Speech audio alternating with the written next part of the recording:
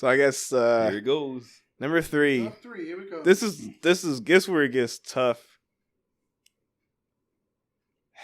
See, I would put this at number 1, but I'll put Captain America: Civil War at number 3. And Is that high? yes, it's that high. For me, it's that high. Because most people look at that as Avengers 2.0, 2.5. Got their Age of Ultron. And for me, what I liked about Civil War, I mean, we pretty much discussed everything. And it was about... The main theme of the whole movie was about that people, like, it was two ideologies. Tony Stark wanted to be, Tony Stark feel like people we need to be regulated, because everything we've been doing, saving people, it has been the cause of the death of other people, and they never. That was one of the things I liked about it, because we always joked around like Justice League whenever you see Superman like fight people in the cities, and I'm like, yeah, it's like you see how much this property damage, whatever. Somebody was in that building, and people say, oh no, it was there the entire time. Like, come on now, like let's be realistic. If people were fighting across the building and the whole building came crumbling down, people would have died. That's very realistic. Yeah, well, and the cool part was that the government was like, y'all have to be held responsible for your actions. Like, y'all are saving the world. It's cool and all, but at the same time, like people are dying. Y'all not taking that in accountability. And then that's what was a cool theme about it. And then it was the whole ideology. Like Tony Stark, he was trying to fight for the good cause because, like you said earlier, like when the lady came to him about the son who died in Age of Ultron, and he felt that intense guilt about that. Like, like Tony was like, he felt guilty, and he was like, I got to do what's right with what he was believing. And then Captain America was like, okay, that's cool, but what if there's a fight that we need to take and we can't do it because we have to fall under orders and such. And he felt, go ahead. They kind of go back. I know it's kind of off topic. Yeah. They kind of go back like the Jedi's. A lot of fight that they wanted to fight, but they couldn't fight. They wanted the Jedi to stay out there. Mm-hmm. Now why Anakin ended up turning out like the way he did. Yeah. So go ahead. Yeah, it was just a lot. It was just a lot of good. It was a lot of cool. It was a lot of cool ideologies because even there was like a company that did it before then, like the Batman, the Dark Knight one, when he got older, and then like Superman was fighting under the government for regulation and such, and then Batman was like no, and he was kind of like doing what Captain America was doing. It was just return. It was just I just like the ideologies because one of these they eventually they're fighting for a good cause, but it's like it's whose side you're wrong. It's like whose side are you wrong anyways, and then like the fact that like you said earlier, like Zemo was the one who turned the whole entire plan was to turn the Avengers against each other. Was a brilliant plan. And he actually won at the end. Like he won at the end of the day, and I kind of like movies where the bad guy wins. Like everything is cool and dandy, but he got what he wanted. Captain America is no longer Captain America.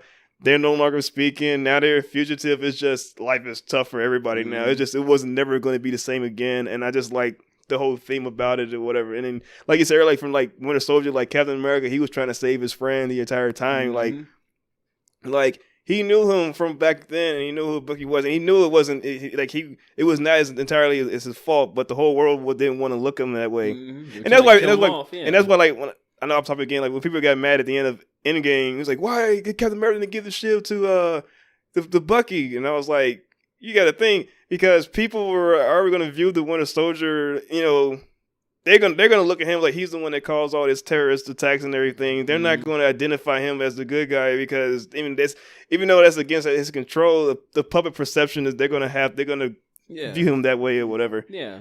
And Bucky didn't really become the Captain America until the future. Yeah. He was part of the Guardians of the Galaxy. Yeah. So it just like Civil War, I think was a great movie. It was a lot of good messages. It was just a lot of serious themes, and they I know like sometimes like the Marvel films tend to take themselves a bit seriously, but I think they really nailed the part with this one with the message and everything else. Yeah, that's for me for number 3. Number 3 for me is Black Panther. Okay. I loved that movie. I still do. It holds really high regard. Obviously, T'Challa in Black Panther is one of my favorite characters. But I just really like that movie. Like I love like other people's cultures. Yeah. And I'm not like the cultural appropriation kind of white person. Like I love to admire. Like seriously, I love to admire other people's cultures and enjoy it. from like afar. Colonizer. So to see like all of the research they did on like African culture and the way they just infused it into the movie and made it was so seamless. Yeah. And like the colors and everything was just like it was all really awesome to see. And then we see Wakanda is like this super advanced country, and a lot of people don't know, but there are countries in Africa that are on par with countries like top tier countries in the world. Yeah. They South want Africa you to believe and that, like, you know, they want you to believe that they're all these impoverished third world countries, and that's just not accurate. No, it's not. Not at all. And that's what Wakanda kind of represents, is like the true like Africa is like, look, yes, there are countries that are this way and this way and this way, but also there's beauty here. There's some wonderful sights. There's incredible things to see, and Wakanda kind of encapsulates that. But to see, like, to get to see the Wakanda like on screen was awesome. There's so much cool advanced stuff, and we meet the rest of T'Challa's family and everything. I love the character that they gave all of the different tribal leaders, like Winston Duke as I love Winston Duke. He was great. I don't think he was really well known before that role, was he? Like, was that his breakout role? Nah. Oh no, he wasn't. Yeah, I think he had but he didn't get that recognition to that movie Right. though. But he was good. Then I thought Michael B. Jordan. That's still one of my favorite roles that he's ever had. Like, he was fantastic. But also to see Claw come back again. You know, we had seen him. He was lose funny. His hand his hand or part of his arm. Yeah, Ultron cut it off. In Age of Ultron, and then here he is like a cockroach. You can't stamp him out. And then Andy Serkis is a really underrated actor. Yeah, because we've seen him do so much. You know, not in CGI this time. Yeah, exactly. And he was great as Claw. Baby, and he manipulated Killmonger, the way he manipulated him and everything, and then became the lackey in the end. The final fight between T'Challa and Killmonger on that rail and everything was really great. The whole battle at the end was pretty solid. Yeah, but like just also like to think of what it means like culturally for just the society. Ryan Coogler he's a black director. It was written by black writers. It was an all black cast. Like that had never been done before. So to be able to witness that with my own eyes was really awesome for me. Because like it's like look how far we're making progress. Like it may not seem like it if you listen to the media, but like here we are. And then it went on to be one of the highest grossing films of all time after all these people. And I know there's a lot of white folks out there that were hating on it, saying, "Well, why couldn't we make a movie like that?" Well, because we've got hundreds of movies like that. What are you talking about, you idiot? Like, what do you mean? Like, when can black folks say that they had a movie that they could really identify with? Like, not just the protagonist, but the antagonist too, and like everything that came with it. Like it was a first for a reason, and like I think it was great, and I hated having to listen to all these white. I have other white friends that they just didn't understand it. They're like, "Well, it was a pretty good movie." I was like, "Shut it! You're not going to understand." And they're like you understand. I was like, "Yes, actually, I do understand. Thank you. Like I'm willing to step aside and be like, like, have the moment because you deserve it because this is historical. You're witnessing history." You know, like this is a great moment, and I'm sorry that y'all don't see it that way, but that's what it is. Like, it did. That kind of opened the door for Jordan Peele and all the other exactly. And then look, we've seen Jordan Peele for the genius that he is. Like Tyler Perry opened his studio in Atlanta. Exactly. Tyler Perry's got his own studio now in Atlanta. And like all the things we've seen because of it. This whole the whole thing is just it's all about the generations before what they've been doing to pave the way for everybody. Like who's like Sidney from like the Sidney Poitiers and like Eddie Eddie Murphy when he did like Coming to America. That was like kind of in a weird way like a Black Panther before Black Panther because they showed like Africa and everything. It was just everything's been paved the way from the generations from the next generation to get up to get us up to this point, and we're still. To this day, you know, we're still trying to. We're still taking baby steps. Yeah, we're still taking baby. We're still in a way. I would be honest. Like we're still in a way. Like we're still fighting for against oppression, for racism. You know, we want people to see it. Like to see us that there's a lot more to us than what you see in the media and what they portrayed us as and such. And it's like and we. Yeah, it was like we just like you see T'Challa and he's this very regal, soft-spoken, well-mannered like leader of the country. Yeah, and his there's everybody like what is the actress's name that plays his mother? auntie? Angela Bassett. Hey, auntie. What a great choice. Mm-hmm. They had a great cast. Yeah, they really did. Forrest Whitaker was in it. Yeah, Forrest Whitaker. Before Halle Berry. Huh?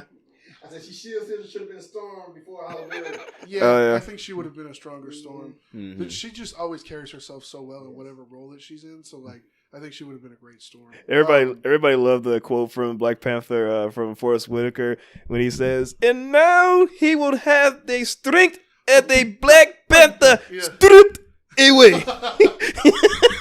But, when he 45. Also, what was really cool was when they do those challenge scenes, and you see all the different tribes, and they're also contrastingly different with their look too. Like that, to sit down and be able to be so creative with each tribe, make them feel individual, but as one at the same time. I love M'Baku too, by the way. Yeah, M'Baku was great, and then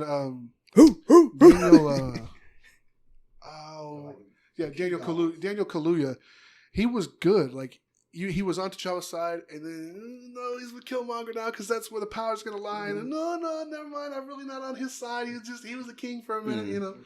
Like I like the way you couldn't really figure him out, you know. But yeah, I thought Michael B. Jordan really stole that show. I thought he was great. The movie was a cultural like impact too, because them when it came out like a couple of years ago in February, like a lot of black people, you would see them like approach. I remember I was at work there, every black person they see everybody see we start doing this and such, and people and like, what's going on? I was like, we kind of forever. It was a movie. It had a lot more powerful meaning than what it was, though. Yeah. And the reason that not everybody saw it is because there's just too many white people that don't understand. Yeah, it's the same folks that want to go around and say that, you know, talk about racism like it's not a problem and things like that. And that's the culturally coolest. You know, that's eventually they're going to have their wake up moment. Yeah, and you talking about Birth of a Nation? Oh, I go see that. Oh yeah, exactly. Then y'all tried to tear the director down, but that's a different story. Yeah, that was foolish. Yeah. But also, you look at the careers at lunch, like you said, it set things up for Jordan Peele. But Winston Duke has been in a couple of really big movies because of that. There's gonna be another Blade too. Yeah, and which is not possible without the success of Black Panther. Like, let's be honest, because after that, people were like, "Well, does Marvel have any more black superheroes?" You know what's funny? Yeah, you know what's funny? The first one. You know what's funny? The Black Panther was supposed to come out in the early '90s, and Wesley Snipes was supposed to play him in the beginning.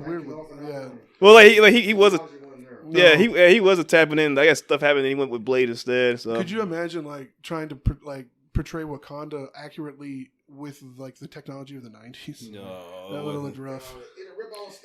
I mean, we wouldn't know. I mean, we wouldn't.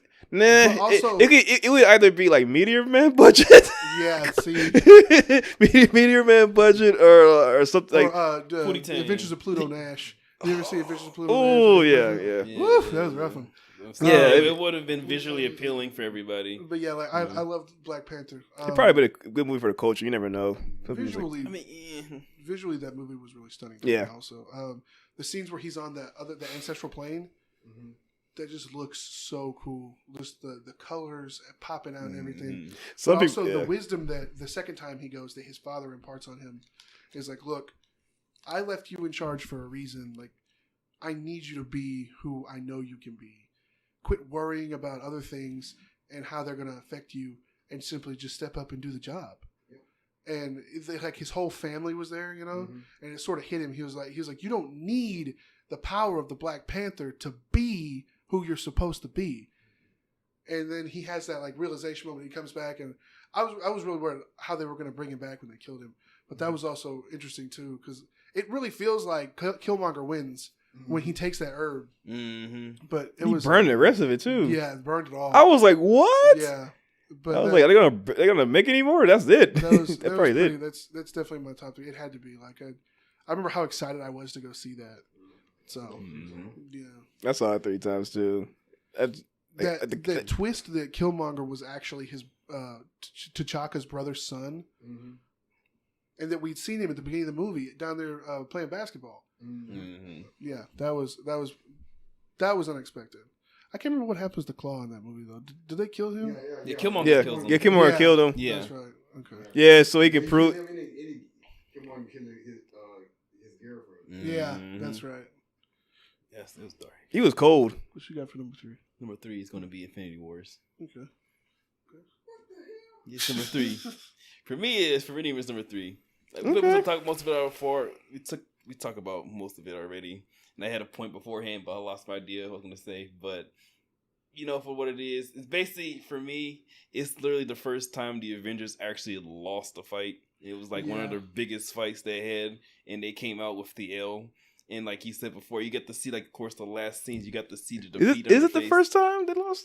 I'm talking about like a real loss. Oh, okay. Like a real Yeah. L. Like they Okay, had to got you. hold Yeah, I that got you. L after Yeah, that but I'm one. saying, because usually, like, you see how they were fighting with the hardest, their A game. Yeah, they But left it all at- on the field, as they say. Exactly. And even with Thor came in with his Stormbreaker, it's like he came close to ending the deal, but they Should lost. have aimed for the head. Exactly. That's why one thing I do like when he said that. He's like, he kind of give him a hint. He said, next time aim for the head. Could have ended it, but it's one thing I like about that. Let's talk about everything else about that. What's your number 3? Number 3 is Ragnarok. Ragnarok. It could be Ragnarok. Mhm. Think about it, because it's really 2 movies in one, right? Mm. It's Planet Hulk and Ragnarok. Yeah. Mm. I remember. Sorry, go ahead. I Oh no, I just said because anybody that me, I'm a big comic book fan. I read the book, Planet Hulk, and I was sure hoping they would do the movie, but I was satisfied how they blended the two together. Yeah. And I've been waiting for Heather for the longest. Even though they twist up the story, they make them from being Loki's daughter into being his sister. Yeah. I really didn't Oh, care for. she's his Loki's daughter Yeah, she's originally. really a Loki daughter. She like Okay. she's Asgardian version of Death. Yeah, So her role is anybody that kill an Asgard, go to her. yeah, Anybody and that's else how go she's to- able to yeah. raise them up from the dead when Yes. she does it. Yeah. And I love it because the Sucker Hulk movie was great, but since they got a new character to play the Hulk, I want to see him as the Hulk. Yeah. And and he has to see the Hulk being the Hulk. Mm. Angry lady, come here, angry lady. Yeah. That was like the. I love that. And anybody who gonna be buddy, who else gonna be buddy with the Hulk? Thor. Yeah, Lord. it's the only Mhm. person. It's the only person he'd respect because to get the Hulk's respect, you have to be strong and Yeah. Mhm. powerful and And fight same well. thing- and The same thing for Thor. Yeah. Same thing Mhm. for Thor. To me, it was like Ragnarok, Thor, Ragnarok, and also Planet Hulk, and also it was a guy buddy movie. Yeah. Yeah, like a buddy cop and I movie. love Yeah. it 'cause when Thor finally broke out of the building and he slid down there and get to the adventure ship. I like and that. Hulk come in there, don't leave, tell him the whole shit. I love it. I love- Wait, no, stop. You're doing like- too much, yeah. I like- Don't leave. I like- the whole, the Thor talking, strong adventure.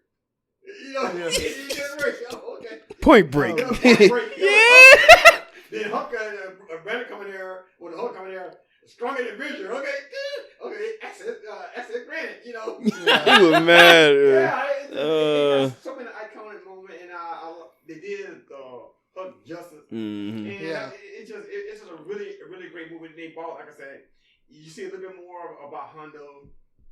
You see the true story of what's called the Asgardian gods. You always know that they was all the good guys. Yeah. But then that scene where she destroys the ceiling and Yeah. you see the real Yeah. inlay first, and you Exactly. realize that they were actually the bad guys. Yes. Like that they these realms didn't just choose to be under Asgardian Yeah, rule, that they crushed them they underfoot conquered. and forced them Yeah, to and submit. then- I gotta watch that again. Yeah, I remember that we talked scene. about Earlier today, when we talk about Olympian gods, and also Oh, like God of War earlier, yeah. Yeah, and it kind of tie into the God of War, where as Guardian as a bad guy. Yeah. Yeah, and now it kind of, when you kind of think about the story, kind of make it relatable. Yeah. Mm-hmm. So yeah, but also Thor, Ragnarok would be my like 2 movies in one. Yeah. So I really love. Oh yeah. All right, what you got? Number We reached two. the top 2. We're number 2, right? Yeah. Number 2. Oh my God. It's 2. It's one out of these 2 Avengers movies. Get it right. This is tough. Get it right. As much as I want to put Endgame at number 1, I had to put that at number 2. And the reason why I put Infinity War at number 1 because, like I said, I'm a big sucker when the bad guy actually wins. Mm-hmm. But I'll elaborate that in a minute. But like, for Endgame, I thought it was a good wrap up of the Infinity Saga. It wrapped up a lot of character moments. Everything we just said was discussed. Mm-hmm. I think everybody got what they wanted in a way. I mean, except mostly everybody got what they wanted. Mostly, yeah. Yeah, mostly everybody got what they wanted. Like Tony. It was a price to get that. Yeah, was there a tagline before the movie? It was like whatever it takes. They said whatever it takes. Yeah, whatever it takes. That's all they keep saying. Like there was a lot of sad. I didn't cry in that movie. A lot of people did. But I was like, I remember moments where I was like, I was watering a little bit, but never came out. Like there was a part where when Black Widow made a sacrifice, I was like, oh no! When they went to that place to get the Soul Stone. Yeah, but that part right there, I hate to say it, I seen that coming. Yeah. It was too obvious when you look at the. Yeah. You go back and look at all the movie in the Marvel universe. Clint had a less effect on anybody because he was missing in a lot of the. He didn't come back into the end game. Yep, So, true. I can see them in him, so I look at Scarlet Witch would have more effect on the audience. Yep. That's the part I hate. I was like, oh, they missed it. Yeah. I thought they were gonna do like a different means to get the Soul Stone, but I was like, no, there was no other way. There was no other. And then the sad part was too, like when Hulk was like, I tried to bring her back or anything, there was nothing you could do. I was like, that's it. Yeah, and then you see the Hulk grab that bench and just launch it like across the lake. And Yeah. It was like at the end. They kept teasing that romance between them. Like she had a connection with him that nobody else had. Yeah. I'll get to it. Even at the bar. Yeah, the bar. Yeah. Age of Ultron, she was flirting with him. Yeah, it was just. I thought the movie was great. The biggest payoff in the movie was like the best thing in superhero history, and that was the part when when everybody got brought back. And you had that gigantic battle. That was the pinnacle of how you do a superhero battle. Because I've been waiting for this all my life. Yeah, it took me damn near 45 years to get yes, my because Cap stands up and his shield is broken, like the strongest man. That scene where Thanos strikes the shield with his sword or knife, whatever it is, and it shatters, not breaks, it shatters that vibranium shield. It's like, well, that's the strongest like metal in the universe. Like he just broke it like it was nothing. He's standing there with that broken shield and he takes it off, and he's standing there, and it's just him. Like we've seen Thor at capacity. Tony is down. We don't know. Banner's holding up the building. Like what's left? Like Cap is going to die fighting Thanos. Like this is how it ends. Yeah, I was worried about it too. Then, there's that. Actually, he didn't actually take the shield off. He actually scrapped it on. Oh, that's right. Yeah. And then the army comes over he brings that army up, and it's just like, well, it's been a good run. And then all of a sudden you hear Sam hit it with the on your left. And then that first portal starts to open. I was like, wait a minute. And then they all started to open, and people just started to pour. You see that big portal. You're like, Wakanda comes through, and like even Howard the Duck comes in there. And like, he was there. Yeah, he was. And it's like everybody comes back, and just like, there's like, oh my gosh. It's so beautiful. That was epic. They showed everybody. From you want more? No. You said everybody? You want more? You want more? He calls the hammer and catches it and hits that Avengers assemble, and they just rush everyone. Oh my god! Oh my! That was the biggest. Everyone else flying in. Oh my god! God! You know the cool part? No, the giant like Goliath, Ant-Man was there too, and he punched that alien thing in the face. Like, oh! Everybody you hear the shockwaves. Boom. You know somebody. You knew somebody was in probably at home. They got it in like DVD or Blu-ray. They like pause every scene just to see what all happened and just like, scandalize everything. The whole entire time, there's so much going that on. Was, it's hard. Yeah, that was like, man, this is a comic book brought to life. Yeah, like, see, I was like, take a page out of this Justice League. This is how you do well, we can also see it too. It wasn't just super dark. And they actually utilized everybody, and it was built, earned, and we got it. When Pepper flew in his rescue, I was like, oh, this is awesome. I was trying to think what else happened in the movie. It was just so much. A lot of stuff happened. It was just when Captain Marvel came too. Oh, and they remember that. Yeah, she's destroyed those. She's destroying Scarlet. We didn't talk about. Hold up. Scarlet Witch's power. Scarlet Witch She's been the MVP, underrated MVP. She was MVP in Civil War. She was saving a lot of people there. Infinity War. And then Infinity War. Well, because she saved them from those massive machines. Yeah, she showed a potential, but she like, showed them. But what she did in Endgame, like she kicked off everything when she threw that bomb up at the building, being careless. I mean, I'm gonna ignore that one part, but I'm gonna ignore that one part. But when they were finding the airplane, it was like she was always right? she was always there. She was like that support character you need in the AI. Like, oh, she's always there. But like in the Endgame when she fought Thanos, I was like, oh boy. Well, you gotta remember, like her powers even buffed because like she's mad, furious. You took everything from me. Now and she had her chance to get revenge. He was like, I don't even know who you are because it wasn't her Thanos. Right there it wasn't her Thanos. Yeah. So, and then like she was killing him, and then she was crushing him with that, and his armor was breaking. And then he calls that artillery strike out, and he's like, "But what about our own man?" And he's like, "Just do it." I'm gonna say because he actually would have died. Yeah, I'm just saying, but that's two characters that would have killed him. Was be Miss Marvel, Captain Marvel, both women characters, and then you Scarlet Witch. They came close to killing. Marvel was whooping up on him too. Would have added Pete. He would have.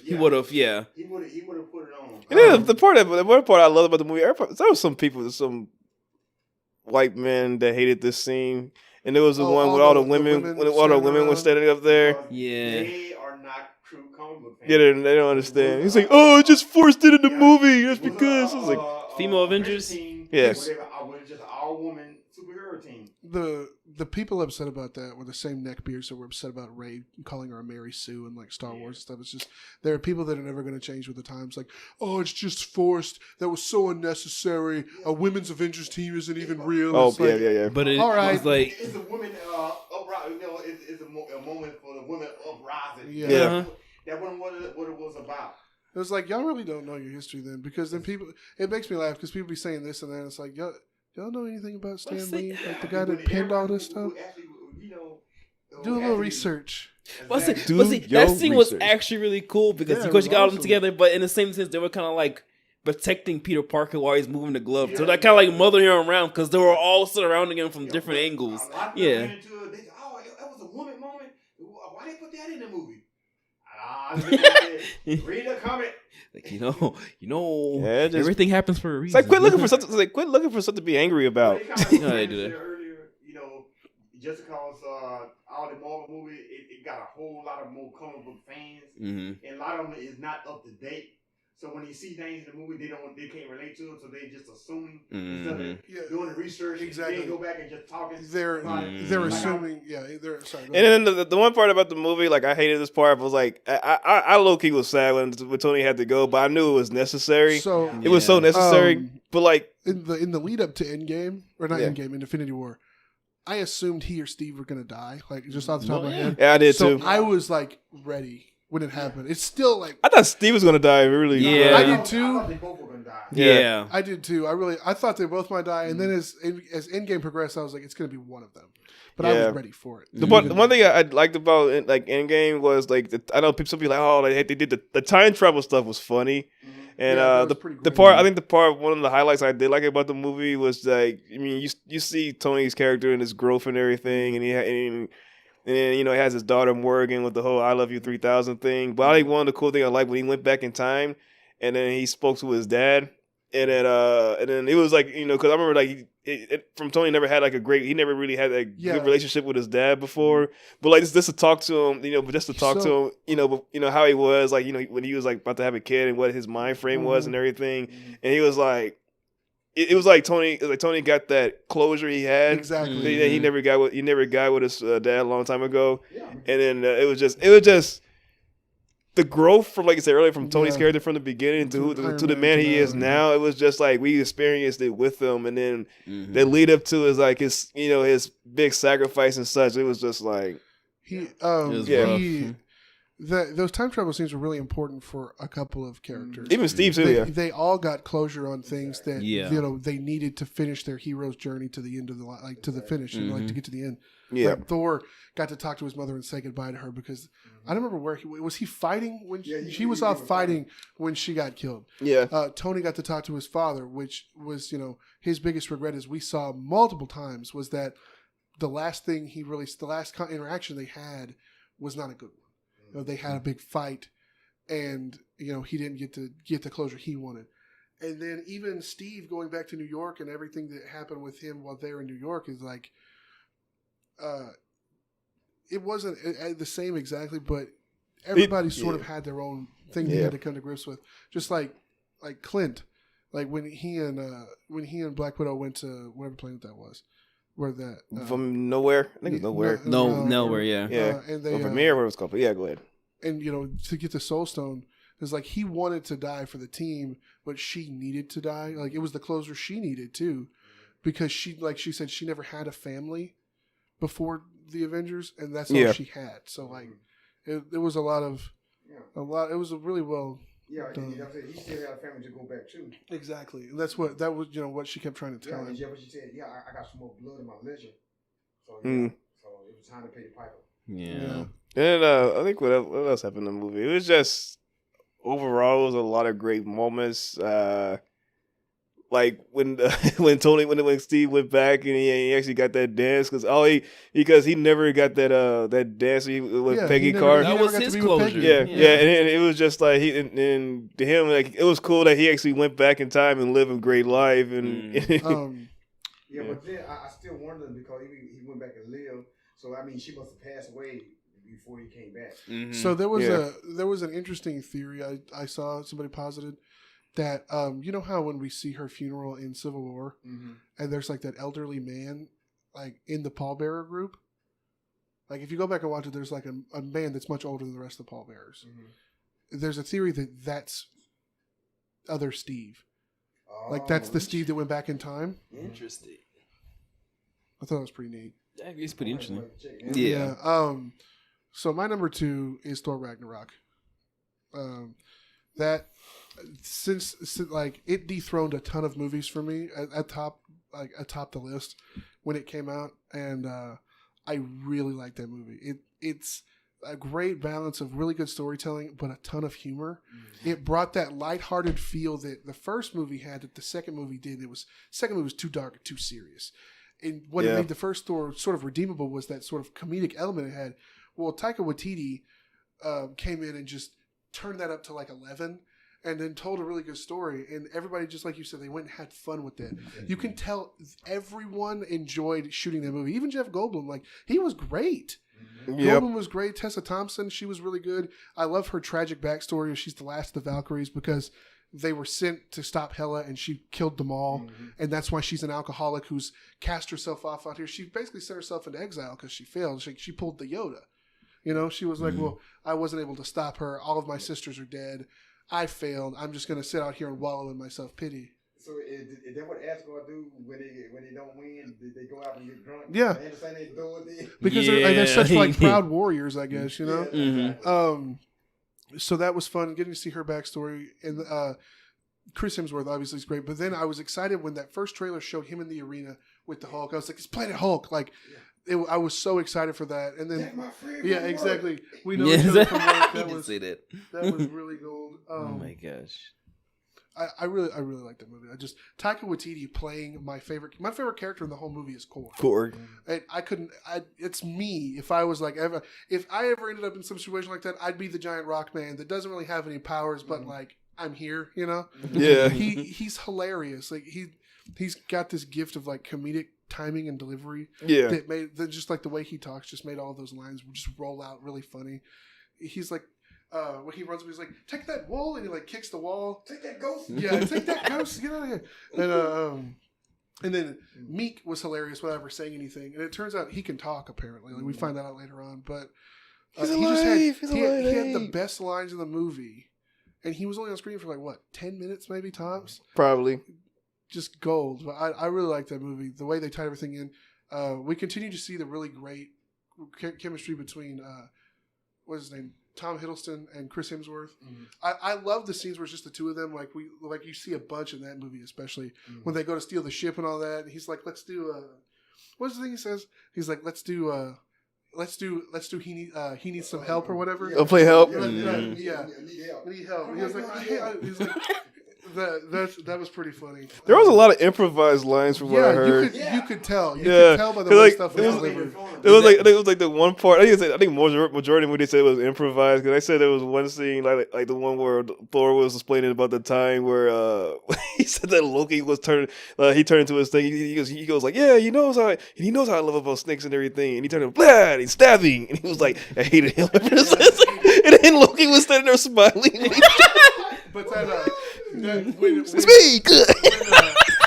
when Hulk grabs Thor, starts slamming him all around, and Loki's like, yes, that's how it feels. And then Jeff Goldblum was like, it's a long story.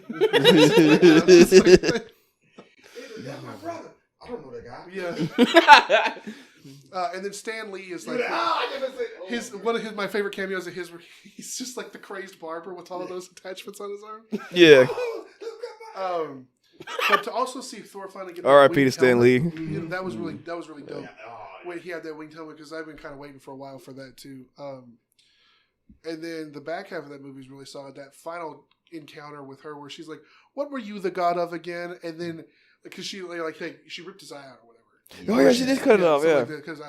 And he just like blows her away with that bolt of lightning out of the sky, and that's when everything changed for it was like, now they're really in trouble because now he's figured it out. He doesn't need because like that he keeps having those flashbacks when he's getting wailed on. Like we see him do it a little bit against the Hulk, and then he couldn't make it happen again. Mm-hmm. Well, he keeps getting wailed on, and she's wailing on him, and she's trying to kill him, and then he has that flashback to Odin again, and he has that moment of realization. He just blows her away, and then they start playing that same song again that we heard earlier in the movie. Yeah. He comes down and just starts destroying her army of the undead. Hulk's battle with Fenris was great. He was like, it's time to show you who I really am. He jumps out, just face plants onto the Rainbow Bridge because he didn't turn into the Hulk on the way. He's just laying there, and she's just like. And then also Carl Urban with the underrated MVP of the movie as what's his name? Sledge? Scourge? Yeah, Scourge. And he's I don't remember what he called those M16s that he had stolen from like someplace he had gone. Yeah. But he jumps down and he becomes the hero, and he's like machine gun everybody.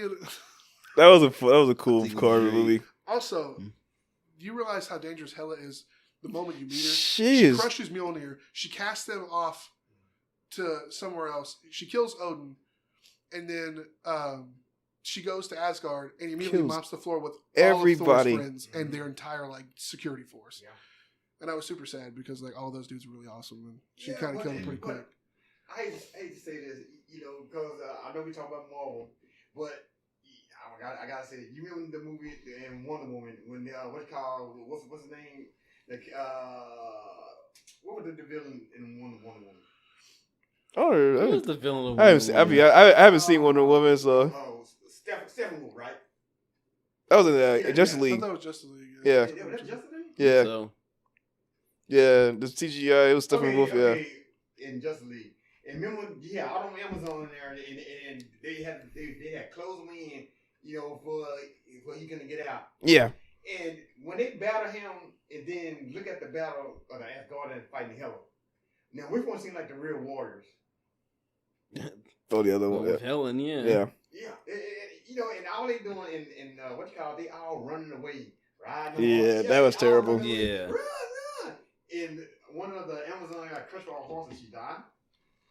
Suspect. Yeah.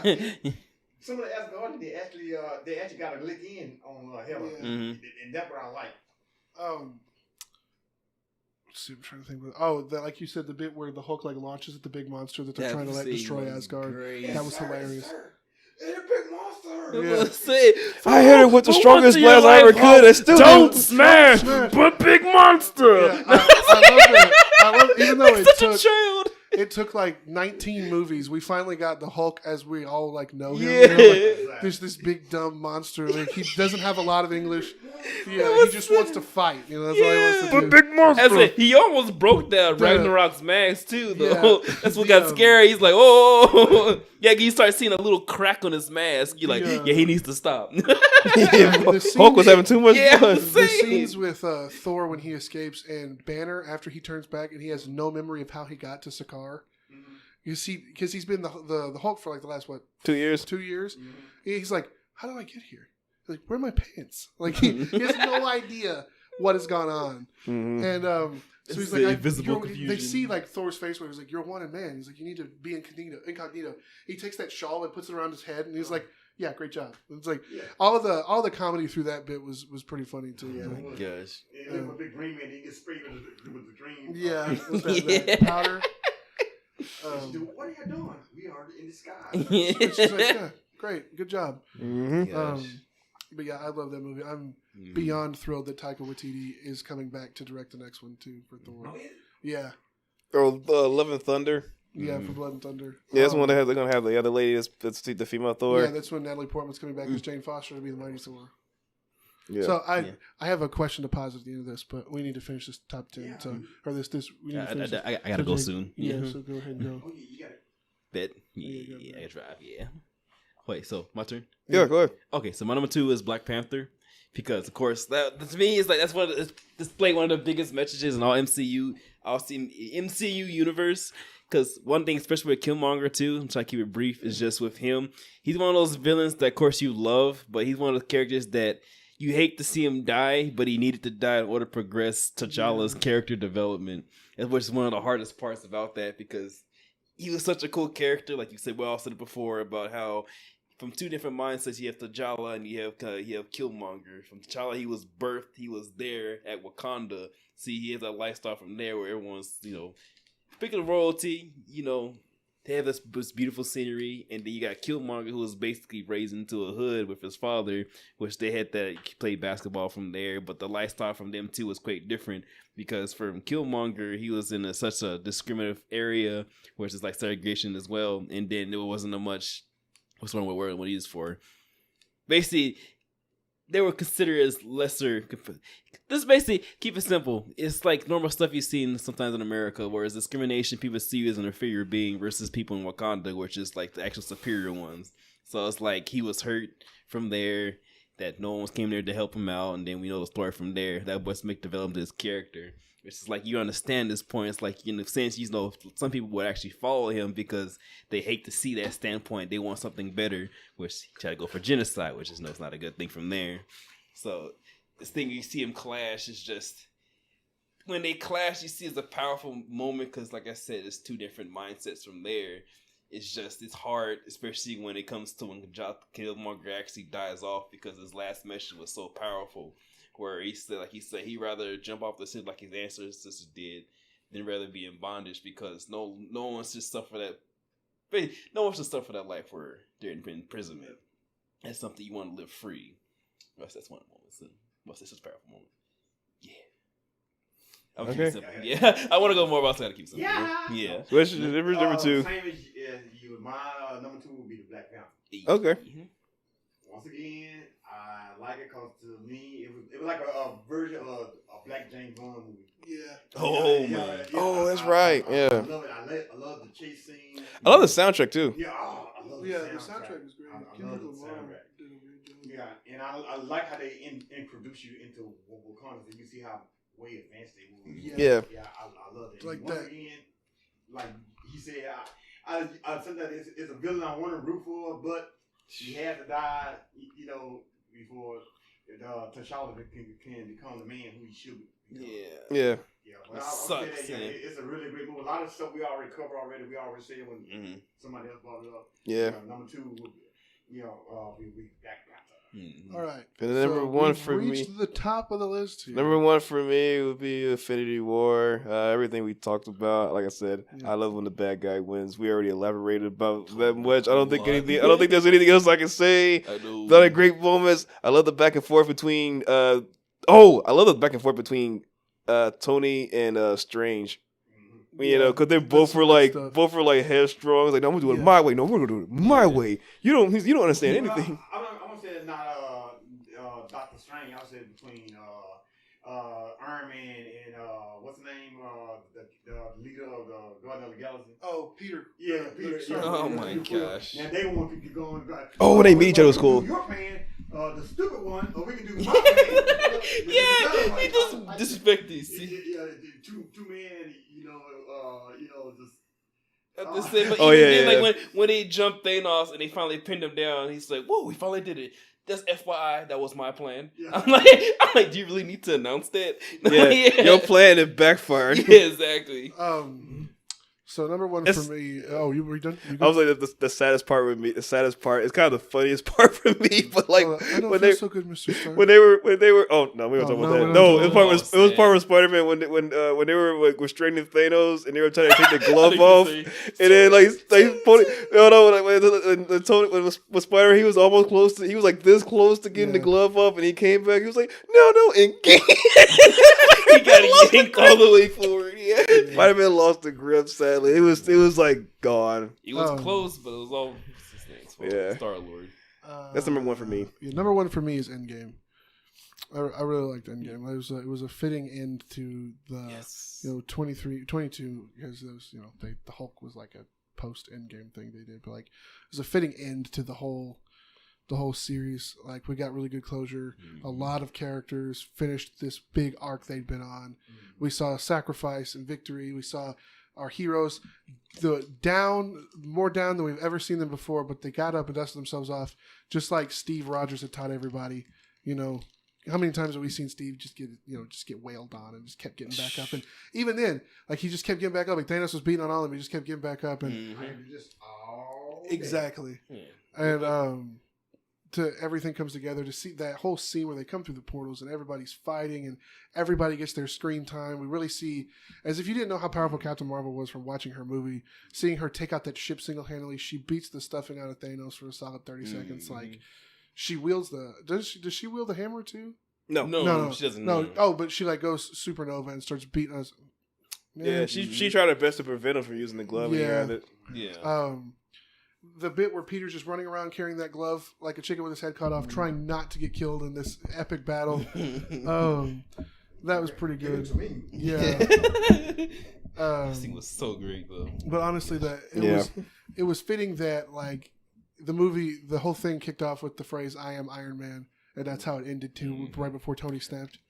It was a sad moment, rest in peace. But I really like the little tribute they did with the funeral also, and they cast that little hit the thing from his chest out into the little lake, and you saw the kid from Iron Man 3 was there, and all those other people were there. That some of which we hadn't seen in forever. Excuse me. So was Ross there? Ross. Yeah. I don't know. But he should be, but oh well. It was a lot of it was a little bit of fan service in there. It had just a lot of great moments. Obviously, one of the top ones was Cap wielding the hammer. Like that was great because if anybody was going to be able to do it, obviously it was going to be him. Yep. Who else could be more worthy, if not Thor, than Steve Rogers? This man that we've grown to know that never wavers from his morals or never gives up. Like you see at the beginning of the movie when they're 5 years later and they're talking about all the events, and he started that support group for people that lost people and everything. But leave it to Scott Lang to have some really fun, everything's super serious and somber at the onset of that movie, and then Scott shows up and the comedy kicks back in again, and it kind of lightens the mood a bit. But then Tony shows up and levels it all out again, and he's depressed. He's like, I lost the kid. He's like, you said we'd lose together too, and you weren't there. And he walked off on him. I was like, oh man, that was pretty rough. The CGI was good. They made him look skinny. Yeah, they did. Like you said, when Captain America picked up the hammer, if he would never told Iron Man the secret that he was holding back, he wouldn't have been able to. He wouldn't have been able to pick up the hammer. That I think that's what made it happen because. If you beyond that, you look back, what else bad had he really done besides holding that secret from Tony? Exactly. And then the second he got that off of his conscience, he once again was worthy enough to be wielding this hammer that is unwieldable unless you're worthy.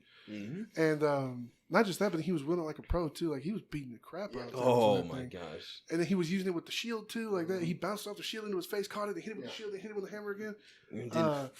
But all that time travel stuff was really necessary because there was that's where a lot of the comedy of the movie was, and you needed it at that point because everything had been so serious. They revisit a lot of cool moments too. Yeah, they did. They revisited a lot of great moments. The bit where he was like Hulk smash, and he was just like. Yeah. Because he's all past that point of his life now. He was embarrassed when he saw him. He was like, That was great. That was funny. That was me.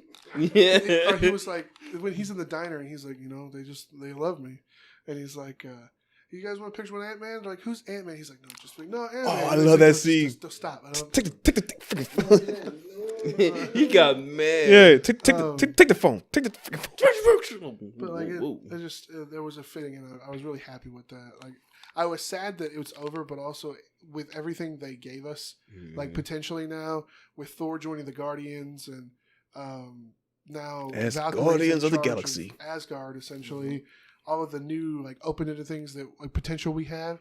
I'm pretty excited. Although I'd be lying if I said I did not want a Ronin movie based on the 10 minutes we get of him as Ronin in the movie, because that was like top 3 favorite moments in the whole movie. He's out there just doing work, just really killing people. And it's like no remorse either. Like, he's just out there because like that's what his life has become, you know.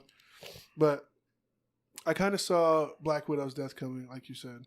And then the question I want to answer is, how did Red Skull of all people become the guardian of that stone? How did he get there? We never get that information. I think he got sent to that when he had the space stone. He had the space stone, and then I remember he used it, and then the power like warped him somewhere. And then I think that's one of the last. I think they explained it in one of those videos. He got warped into that place, and I think he couldn't leave. Yeah, he couldn't leave because then something happened. Where he said, "But when did he? Well, he couldn't leave because the job wasn't done. Yeah. Once he told them what they needed to know, he could have left that place. Yeah. I thought he was going to leave when he told Thanos. Yeah. But he came worded to leave then, but he didn't. But yeah, and then he showed up again when Clint and Widow showed up. And I was you know what's like, cool? You know one part we never talked about? What that? Thanos' journey throughout the entire movie. I mean, he almost gets to the point because where you can see why he's doing what he's doing. Yeah, we never talked about his ideology because I forgot to talk about we cannot talk about his ideology and everything because he felt like he was doing the right thing too. He felt very justified in what he was doing because it was necessary. He thought. But when you go back, you can say the same thing about Ultron. Yeah, exactly. And that's the difference between Ultron and Thanos and like Frank Castle. We're talking about the necessary evil. That's the difference. It's that like fine of a line. Yeah, I think the part of like when he actually sacrificed Gamora. Yeah, that I was like, and she was still dead. That was more of a shock than Black Widow. Yeah. To me, the thing I'm interested to see is Gamora burned off on the Guardians and didn't appear to be with them. What is there's a theory going around too. A comic, there's a stretch of there's an arc of the comics where she becomes the big bad, right? She gets the stones or something. She replaces him. No, it's Nebula. Nebula. Yeah. Oh, okay. Yeah, a lot of people say that in the theories, like when Iron Man snapped his finger, they were saying that she should have been gone too at that point because she was. But we see her though. Yeah, and we see her after too. She's from a different timeline.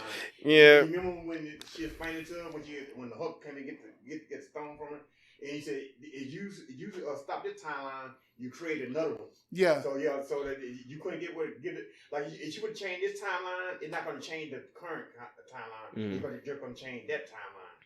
Yeah, that's what she was explaining. Yeah, so that's why she still exists. Yeah, because remember she said you can go get those things, but you've got to bring them back. Yeah. That when she was explaining that whole timeline, the multiverse theory, essentially. I was talking about the death of Gamora, right? We're talking about. And they. And but the thing is, everybody else was from a different timeline too. Yeah, like they were 24. They were 2014. They were like the 2014 villains, at that time. But that's why Steve went back in time with all that stuff. He took all the stones back to where they came from to reset the timelines. Because remember, I'm not. Oh, okay. When Iron Man snapped, he got rid of all the bad guys. Exactly. Yeah. Exactly. Well, I know. I'm not speaking for. I'm talking about what people, other people are saying. Yeah. You explain it. Yeah. I understand it, but yeah. Yeah, but she's from a different timeline. When Iron Man snapped his hand, he got rid of all the bad guys. Yeah. At that time, Gamora was not on Thanos' side. Yeah, and I would argue because she probably had conflicting thoughts before. I mean, obviously she was taken from her own. I mean, we saw her backstory. She was because remember Thanos. You don't play the what was it? talking about earlier, the Telltale game. Yeah. And Gamora, and she talk about her and what's his name, Nebula. And she talk about every time me and my sister, every time we battle each other, and if one of them lose, father will replace one of our parts. And she lost to Gamora a lot. That's why she's all cybernetic. Yeah, that's why she got mostly machine. Yeah. So yeah, obviously you play the game, it kind of go more in detail. It kind of tell you more of a backstory. Yeah, you really understand the sisters and their motivation for like their hatred of Thanos, and that they're working with him out of necessity more than like that their allegiance lies with him. Exactly, and also in Garden of the Galaxy, Volume 2, that when they finally made up because they realized they didn't really have no problem with each other. Yeah. They fought putting them against each other. So yeah, that's why they made up. But also that Gamora wasn't snapped because she fought with them because again she wasn't really a bad guy. Yep. It was just necessity. But what is that? The Tilda Swinton.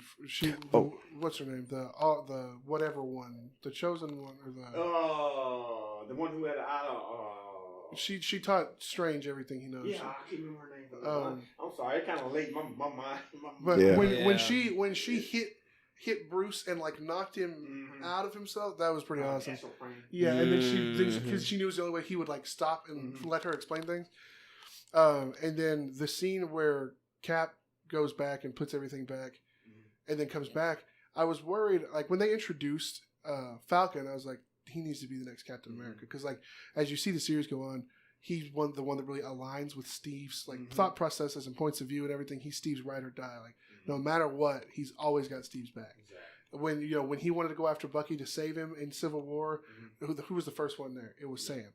So like naturally, even though I know Bucky had at some point becomes Captain America, I was like, Falcon needs to be Captain America because it just makes sense. Yeah. Because like also Bucky sort of says it when when he asks for, like, he's telling him he's going to give Sam the shield. He's like he was like, people would never be okay with it because of the things that I've done. He's like that's okay. He's like that's the way it should be. He's like, people can never forgive me for what I did in the past. Yeah, and I like it too because they're kind of bringing the MCU up to date. Yeah, but they retelling an old story over and over again. You know what I mean? So now they can tell original stories. Nobody can say, "Oh, this gonna happen, that's gonna happen." You know what I mean? So I was really happy when he got the shield. Yes.